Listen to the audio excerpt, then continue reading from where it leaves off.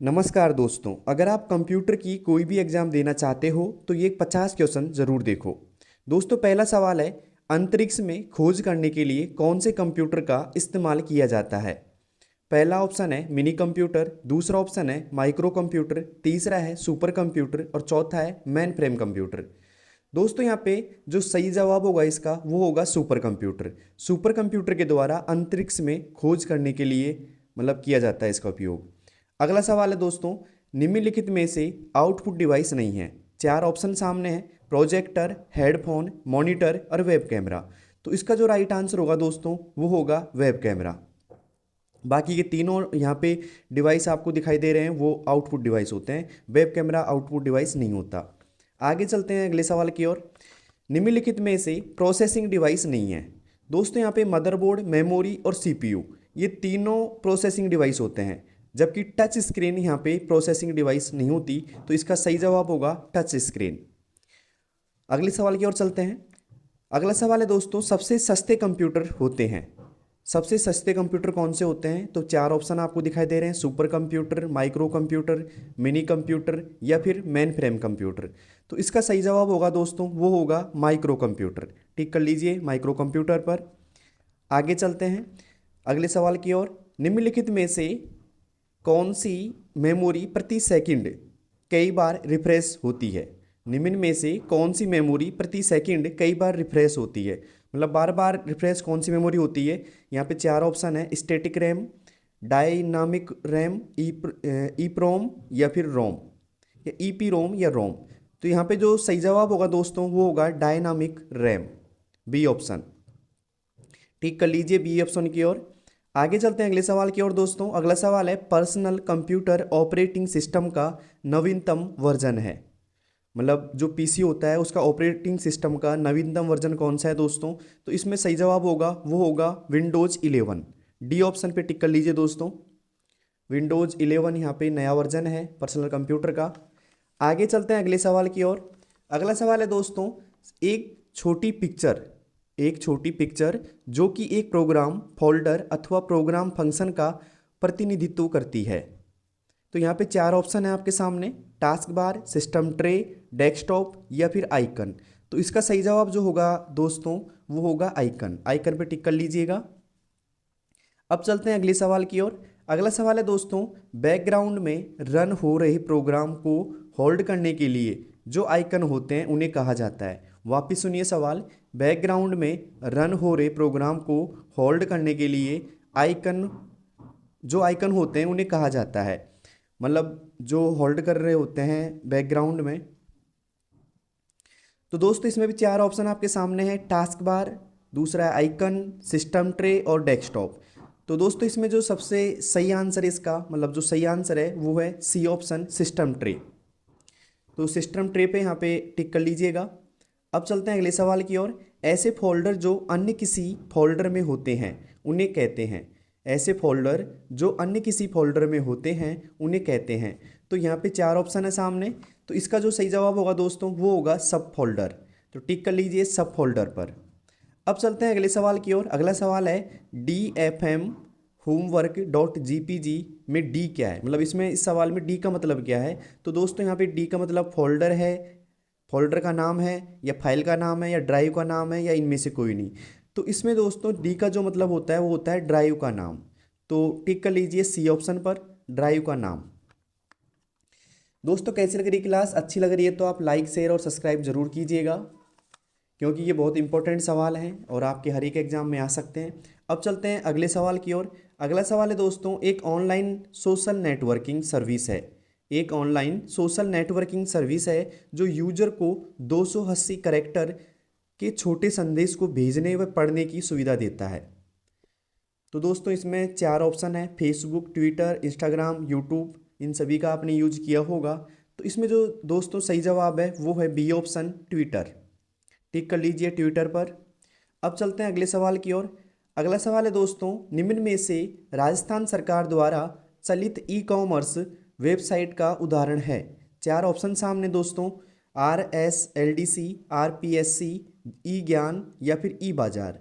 तो दोस्तों यहाँ पे ई कॉमर्स का जो सही एग्जाम्पल है या फिर मैं कह दूँ सही आंसर इसका तो वो है ई बाज़ार।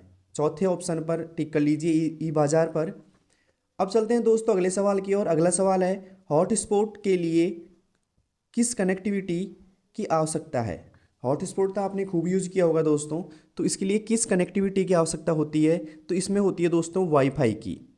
तो ए ऑप्शन पे टिक कर लीजिए, सही आंसर होगा वाईफाई। अब चलते हैं दोस्तों अगले सवाल की ओर।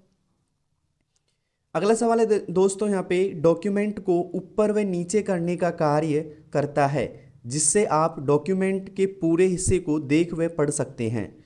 तो यहाँ पे दोस्तों इसका जो सही जवाब होगा वो होगा वर्टिकल स्क्रॉल बार। वर्टिकल स्क्रॉल बार के द्वारा ही हम डॉक्यूमेंट के जो मैटर लिखा होता है उसे ऊपर नीचे कर सकते हैं। अब चलते हैं अगले सवाल की ओर। अगला सवाल है दोस्तों वर्ड 2019 में डिफ़ॉल्ट फॉन्ट होता है। वर्ड 2019 में डिफ़ॉल्ट फॉन्ट होता है दोस्तों, तो ये होता है कैलिबरी। वैसे मैं बता दूँ आपको 2010 में भी वही होता है कैलिबरी, 2013 2016 में सब में कैलिबरी होता है डिफ़ॉल्ट फॉन्ट। तो अगर 2019 की जगह 2013 या 2010 भी सवाल में आता है तो आपको कैलिबरी आंसर सही करना है, क्योंकि इनमें कैलिबरी फॉन्ट होता है डिफ़ॉल्ट। अब चलते हैं अगले सवाल की ओर। अगला सवाल है दोस्तों दस्तावेज में एक नया पैराग्राफ दर्ज करने के लिए कौन सी की दबाएं। दस्तावेज में एक नया पैराग्राफ दर्ज करने के लिए कौन सी की दबाएं दोस्तों, तो यहाँ पे दबानी पड़ेगी आपको एंटर की, क्योंकि कंट्रोल ऑल्ट और एस्केप से नया पैराग्राफ नहीं आता, जबकि एंटर से आता है दोस्तों। तो यहाँ पे जो सही जवाब होगा वो होगा एंटर। टिक कर लीजिए एंटर पर। अब चलते हैं दोस्तों अगले सवाल की ओर। अगला सवाल है दोस्तों हमारा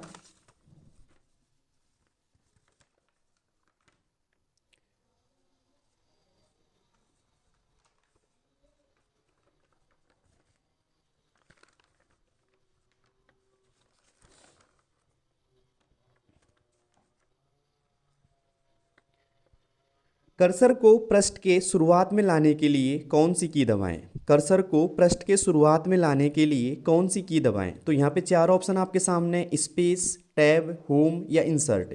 तो दोस्तों कर्सर को लाइन के शुरुआत में लाने के लिए या पृष्ठ के शुरुआत में लाने के लिए हम होम की प्रेस करते हैं। अगला सवाल है दोस्तों 18वां सवाल है किस फंक्शन की का उपयोग करके सेल के टेक्स्ट को जोड़ा जाता है। किस फंक्शन की का उपयोग करके सेल के टेक्स्ट को जोड़ा जाता है। दोस्तों ये एक्सेल में काम आता है, तो एक्सेल में मतलब हम किस सेल के टेक्स्ट को जोड़ने के लिए यहाँ पे कौन सा उपयोग कर सकते हैं इसमें से, तो दोस्तों लैन, मिड, कॉनकैट और इनमें से कोई नहीं। चार ऑप्शन आपके सामने। दोस्तों हम अगर किसी सेल के टेक्स्ट को आपस में जोड़ना चाहते हैं तो हम कॉनकैट का उपयोग करेंगे। तो इसमें जो सही जवाब होगा वो होगा सी ऑप्शन, कॉनकैट, CONCAT। अब चलते हैं अगले सवाल की ओर। अगला सवाल है एक्सेल 2019 फाइल का एक्सटेंशन है। तो यहाँ पे दोस्तों इसका भी आंसर होगा वो सी ऑप्शन होगा, .xlsx। यहाँ पे सी ऑप्शन होगा .xlsx। तो टिक कर लीजिए सी ऑप्शन पर। अब चलते हैं अगले सवाल की ओर। अगला सवाल है दोस्तों पावर पॉइंट 2019 का फाइल एक्सटेंशन है। तो पावर पॉइंट का दोस्तों होता है इसमें .pptx, तो इसमें बी ऑप्शन ठीक रहेगा, .pptx। अब चलते हैं दोस्तों अगले सवाल की ओर। अगला सवाल है दोस्तों राष्ट्रीय मतदाता सेवा पोर्टल के संदर्भ में EPIC क्या है। तो दोस्तों यहाँ पे चार ऑप्शन सामने, चुनाव कर्मियों का पहचान पत्र, चुनाव फोटो पहचान पत्र, ए और बी दोनों या इनमें से कोई नहीं। दोस्तों इसमें बी ऑप्शन ठीक रहेगा, चुनाव फोटो पहचान पत्र। तो टिक कर लीजिए बी ऑप्शन पर। अब चलते हैं दोस्तों अगले सवाल की ओर। अगला सवाल है दोस्तों निम्न में से किस अवसर पर राष्ट्रीय मतदाता सेवा पोर्टल की शुरुआत की गई। निम्न में से किस अवसर पर राष्ट्रीय मतदाता सेवा पोर्टल की शुरुआत की गई, मतलब कौन से अवसर पर की गई, तो बताइए। चार ऑप्शन सामने आपके। दोस्तों इसका जो सही जवाब होगा वो होगा सी ऑप्शन, राष्ट्रीय मतदाता दिवस। तो सी पे टिक कर लीजिए। अब चलते हैं दोस्तों अगले सवाल की ओर। अगला सवाल है GUI का पूर्ण रूप है। पहला ऑप्शन है गुड यूनिट इंटरेस्ट, दूसरा है ग्राफिक यूजर इंटरफेस, तीसरा है ग्राफिक यूजर इंटरेस्ट और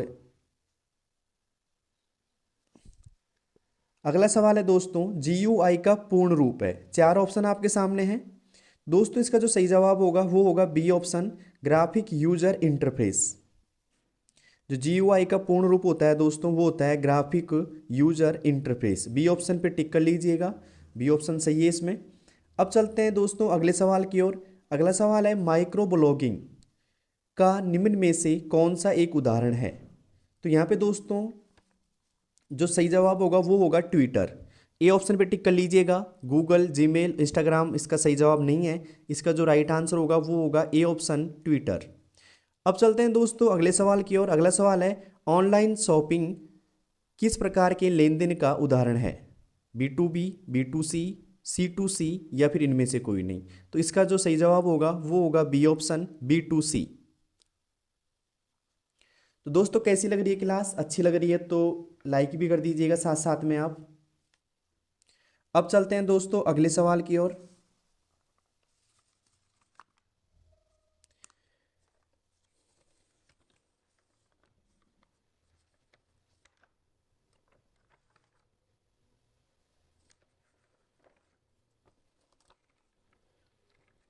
अगला सवाल है दोस्तों, एक्सेल 2019 में एक वर्कशीट में कॉलम होते हैं। एक्सेल 2019 में एक वर्कशीट में कॉलम होते हैं। तो दोस्तों इसमें सी ऑप्शन ठीक होगा, 16,384। एक्सेल में एक वर्कशीट के अंदर 16,384 कॉलम होते हैं। अगला सवाल है दोस्तों, एक्सेल 2019 में एक वर्कशीट में रो होती हैं। तो दोस्तों एक्सेल 2019 में एक वर्कशीट के अंदर रो होती हैं 10,48,576। तो इसमें बी ऑप्शन ठीक रहेगा दोस्तों। ये सवाल आ सकता है, हमेशा आता रहता है ऐसा सवाल कि कितनी रो होती हैं। तो रो होती हैं 10,48,576, ये आपको पता होना चाहिए दोस्तों। अब चलते हैं अगले सवाल की ओर। अगला सवाल है, एक्सेल में किस फंक्शन का उपयोग कंडीशन को जांचने में किया जाता है। एक्सेल में किस फंक्शन का उपयोग कंडीशन को जांचने में किया जाता है। तो दोस्तों यहाँ पे कंडीशन को जांचने के लिए यहाँ पे जो चार ऑप्शनों में से ठीक है वो है इफ का। इफ का फॉर्मूला दोस्तों कंडीशन के लिए आता है। तो यहाँ पे जो राइट आंसर होगा वो होगा इफ। अब चलते हैं अगले सवाल की ओर। अगला सवाल है, एक्सेल में कौन सा फंक्शन चयनित सेलों में से भरी हुई सेल को काउंट करता है। वापिस सुनिए, एक्सेल में कौन सा फंक्शन चयनित सेलों में से भरी हुई सेल को काउंट करता है। तो इसका जो राइट आंसर होगा दोस्तों वो होगा काउंट ए। आप काउंटा भी बोल सकते हो लेकिन काउंट ए बोलेंगे इसको। काउंट ए इसमें ठीक रहेगा आंसर, मतलब डी ऑप्शन इसका ठीक है दोस्तों। काउंट ए भरी हुई सेल को मतलब काउंट करता है, जबकि काउंट ब्लैंक का फॉर्मूला खाली सेल को काउंट करता है दोस्तों। अब चलते हैं दोस्तों अगले सवाल की ओर। अगला सवाल है, एक्सेल 2019 का फाइल एक्सटेंशन है। एक्सेल 2019 का फाइल एक्सटेंशन है। तो दोस्तों इसका जवाब आप दीजिएगा, क्योंकि ये सवाल मेरे को लगता है पहले आ चुका है। तो बताइए कमेंट में इसका क्या सही जवाब होगा। एक्सेल 2019 का फाइल एक्सटेंशन है, बताइए कमेंट में जल्दी। अब चलते हैं दोस्तों अगले सवाल की ओर। अगला सवाल है, एक्सेल में कौन सा फंक्शन एक टेक्स्ट के शुरुआत में और अंत में उपस्थित रिक्त स्थान को निकालता है। वापिस सुनिए, एक्सेल में कौन सा फंक्शन एक टेक्स्ट के शुरुआत और अंत में उपस्थित रिक्त स्थान को निकालता है। तो दोस्तों इसका जो सही जवाब होगा वो होगा ट्रिम। यहाँ पे डी ऑप्शन ठीक रहेगा। ट्रिम का जो फंक्शन है वो यहाँ पे यूज होता है स्पेस को निकालने के लिए, या रिक्त स्थान बोल दो आप। अब चलते हैं दोस्तों अगले सवाल की ओर। अगला सवाल है दोस्तों यहाँ पे,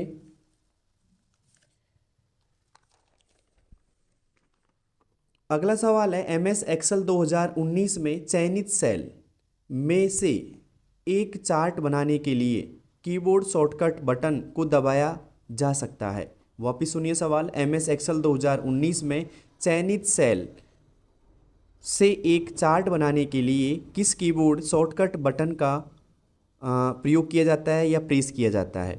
तो कौन सा प्रेस करते हैं दोस्तों, इसमें जो राइट आंसर होगा वो होगा F11। मतलब हम चयनित सेल करने के बाद में अगर उसका चार्ट बनाने की कोशिश करें तो चयनित करके F11 प्रेस करने से चार्ट आ जाएगा वर्कशीट के अंदर। तो यहाँ पे सी ऑप्शन ठीक रहेगा दोस्तों, F11। अब चलते हैं अगले सवाल की ओर। अगला सवाल है दोस्तों, MS एक्सेल में कॉलम्स को छिपाने के लिए किस शॉर्टकट की का उपयोग किया जाता है। MS एक्सेल में कॉलम को छिपाने के लिए किस शॉर्टकट की का उपयोग किया जाता है? पहला ऑप्शन है Ctrl+9, दूसरा ऑप्शन है Shift+F4, तीसरा है Ctrl+S और चौथा है Ctrl+0। तो यहाँ पे दोस्तों जो सही जवाब होगा वो होगा Ctrl+0। अब चलते हैं दोस्तों अगले सवाल की ओर। अगला सवाल है यहाँ पे MS एक्सेल में नई वर्कशीट इंसर्ट करने के लिए यूज किया जाता है, मतलब MS एक्सेल में नई वर्कशीट इंसर्ट करने के लिए यूज किया जाता है, तो वो यहाँ पे हम यूज करेंगे Shift+F11। तो इसका जो सही जवाब होगा दोस्तों वो होगा ए ऑप्शन Shift+F11। टिक लगा लीजिए आप इस पर। अब चलते हैं अगले सवाल की ओर। अगला सवाल है MS एक्सेल में पिछली वर्कशीट के लिए मूव करना। MS एक्सेल में पिछली वर्कशीट के लिए मूव करना दोस्तों किससे करेंगे हम? वो करेंगे दोस्तों Ctrl+पेज अप से। Ctrl+पेज अप से हम एक्सेल में पिछली वर्कशीट पे मूव कर सकते हैं। तो इसका जो राइट आंसर होगा वो होगा बी ऑप्शन। टिक लगा लीजिए। अब चलते हैं हम अगले सवाल की ओर। अगला सवाल है MS एक्सेल में अंतिम कॉलम का नाम होता है। तो दोस्तों अंतिम कॉलम का नाम होता है एक्सेल के अंदर XFD। तो यहाँ पे बी ऑप्शन पर टिक लगा लीजिए दोस्तों, XFD अंतिम कॉलम का नाम होता है। क्लास कैसी लग रही है? अच्छी लग रही है तो आप लाइक शेयर और सब्सक्राइब करते जाइए, लोगों के पास भेजिए इसको, क्योंकि बहुत इंपॉर्टेंट क्वेश्चन है, आ सकते हैं एग्जाम के अंदर। अब चलते हैं दोस्तों अगले सवाल की ओर। अगला सवाल है दोस्तों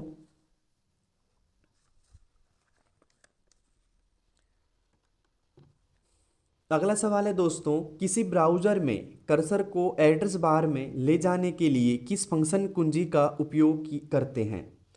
किसी ब्राउज़र में कर्सर को एड्रेस बार में ले जाने के लिए किस फंक्शन की का उपयोग करते हैं? चार ऑप्शन सामने हैं, F6, F5, F4 या F3। दोस्तों इसका सही जवाब होगा वो होगा F6। F6 से हम किसी ब्राउज़र में कर्सर को एड्रेस बार में ले जा सकते हैं। अब चलते हैं अगले सवाल की ओर। अगला सवाल है दोस्तों MS वर्ड में दस्तावेज को रिफ्रेश या अपडेट करने के लिए किस फंक्शन की का उपयोग करते हैं? दोस्तों यहाँ पे भी चार ऑप्शन सामने, F8 है, F9 है, F11 या फिर F12। तो इसका जो राइट जवाब होगा वो होगा F9। टिक कर लीजिए F9 पर। अब चलते हैं अगले सवाल की ओर। अगला सवाल है दोस्तों MS वर्ड में वर्तनी या व्याकरण की या बोले कि MS वर्ड में वर्तनी या व्याकरण जांचने के लिए किस फंक्शन की का उपयोग करते हैं? तो दोस्तों यहाँ पे चार ऑप्शन सामने, F7, F3, F9 या F8। तो इसका जो सही जवाब होगा दोस्तों वो होगा F7। टिक कर लगा लीजिए आप F7 पर। अब चलते हैं अगले सवाल की ओर। अगला सवाल है वर्तमान प्रोग्राम के मेन्यू बार को सक्रिय करने के लिए किस फंक्शन की का उपयोग करते हैं? वापिस सुनिए, वर्तमान प्रोग्राम के मेन्यू बार को सक्रिय करने के लिए किस फंक्शन की का उपयोग करते हैं? तो वो करते हैं दोस्तों F10 का। F10 से हम किसी भी प्रोग्राम के मेन्यू बार को सक्रिय कर सकते हैं। तो टिक कर लीजिए F10 पर। इसका सही जवाब होगा F10। अब चलते हैं अगले सवाल की ओर। अगला सवाल है दोस्तों MS वर्ड में सेव एज डायलॉग बॉक्स को ओपन करने के लिए किस फंक्शन का उपयोग करते हैं? MS वर्ड में सेव एज डायलॉग बॉक्स को उपयोग करने के लिए या ओपन करने के लिए किस फंक्शन की का उपयोग करते हैं? तो यहाँ पे दोस्तों सही जवाब होगा वो होगा F12। ये तो शायद सबको आता होगा कि सेव एज को हम MS वर्ड में सेव एज को F12 के द्वारा ही ओपन करते हैं। अब चलते हैं दोस्तों आगे अगले सवाल की ओर। अगला सवाल है दोस्तों ब्राउज़र में फुल स्क्रीन मोड को ऑन या ऑफ करने के लिए किस फंक्शन की का उपयोग करते हैं? ब्राउज़र में फुल स्क्रीन मोड को ऑफ या ऑन करने के लिए किस फंक्शन कुंजी का उपयोग करते हैं? तो वो करते हैं दोस्तों F11 का। तो इसमें डी ऑप्शन ठीक रहेगा आपके लिए। F11 टिक कर लीजिए दोस्तों इसमें। अब चलते हैं अगले सवाल की ओर। अगला सवाल है दोस्तों यहाँ पे अगला सवाल है टास्क बार का एक छोटा सा हिस्सा जिसमें पृष्ठभूमि यानी कि बैकग्राउंड में चलने वाले एप्लीकेशन के आइकन हैं और उस पर दिनांक और समय डिस्प्ले किया गया है। वापिस सुनिए, टास्क बार का एक छोटा सा हिस्सा जिसमें बैकग्राउंड में चलने वाले एप्लीकेशन के आइकन हैं और उन पर दिनांक और समय प्रदर्शित यानी कि डिस्प्ले किया गया है। तो कहाँ पे किया गया है दोस्तों वो? तो वो किया जाता है दोस्तों सिस्टम ट्रे में। तो इसका जो सही जवाब होगा वो होगा सिस्टम ट्रे। टिक कर लीजिए सिस्टम ट्रे पर। अब चलते हैं अगले सवाल की ओर। अगला सवाल है दोस्तों, निम्न में से कौन सा ऑपरेटिंग सिस्टम मल्टीटास्किंग को वास्तव में लागू नहीं करता है? निम्न में से कौन सा ऑपरेटिंग सिस्टम मल्टीटास्किंग को वास्तव में लागू नहीं करता है? तो इसका जो सही जवाब होगा वो होगा MS डॉस। चौथा ऑप्शन लगा लीजिए टिक यहाँ पे MS डॉस पर। डी ऑप्शन ठीक रहेगा इसमें। अब चलते हैं अगले सवाल की ओर। निम्न में से कौन से विंडोज में प्रारंभ बटन नहीं है? निम्न में से कौन से विंडोज में प्रारंभ बटन नहीं है? तो इसमें दोस्तों जो सही जवाब होगा वो होगा सी ऑप्शन विंडोज 8। टिक कर लीजिए विंडोज 8 पर। अब चलते हैं दोस्तों अगले सवाल की ओर। अगला सवाल है यहाँ पे, निम्न में से कौन सा ऑपरेटिंग सिस्टम नहीं है?